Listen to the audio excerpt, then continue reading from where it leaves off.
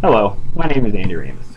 I've been instructed to give an informative speech about a country that I feel have had a strong cultural influence. The country I've elected to talk about is Germany. Germany has had a very rich history of contributions, and with this speech I will be informing you of just a few topics that I feel have had a strong influential connection to our modern luxuries, such as their engineering, background, and even the influence on how we dress. Have you ever taken the time to wonder where the idea or conception of what we know of as highways came from? Well, in the turn of the century, European countries were developing internal combustion automobiles for transportation, and with them came greater performance in ways to get from point A to point B.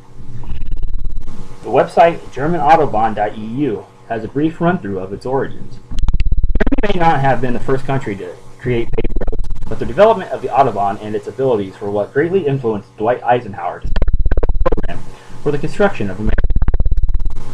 It was the invasion of Germany during World War II that people first witnessed these advancements and gave them the inspirations to bring back to America. With the ease of travel the Autobahn created, whether it was for troops of the German army or resources, time was greatly shortened. In the beginning, the Autobahn was a car-only road, also intended for racing. It had very few on or off ramps and generally went only to specific destinations. But it was the speed that you could travel that was the main influence from its creation. Another influence from Germany was the company BMW. The website fantasycars.com gives a very in-depth understanding on the beginning of this car company.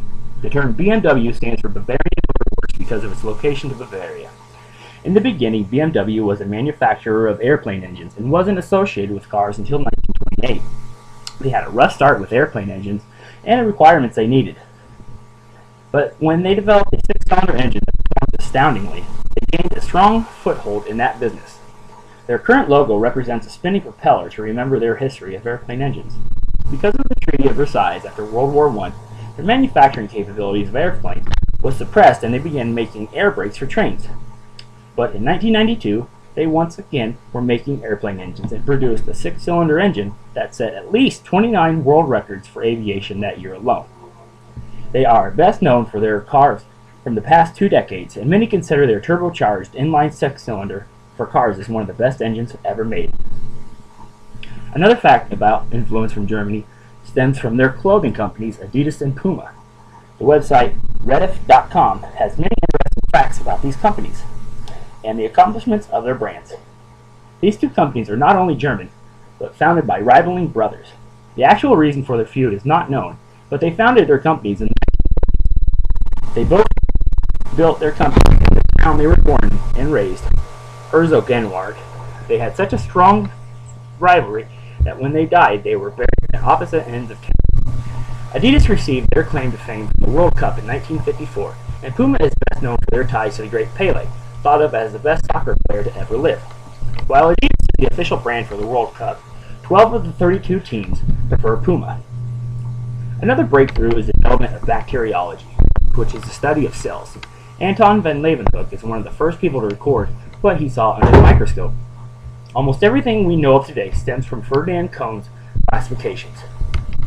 Another breakthrough is pasteurization, developed by Louis Pasteur, which is the heating of substances to a specific temperature in order to kill bacteria and prolong the shelf life of foods. A necessity modern food production could not function without.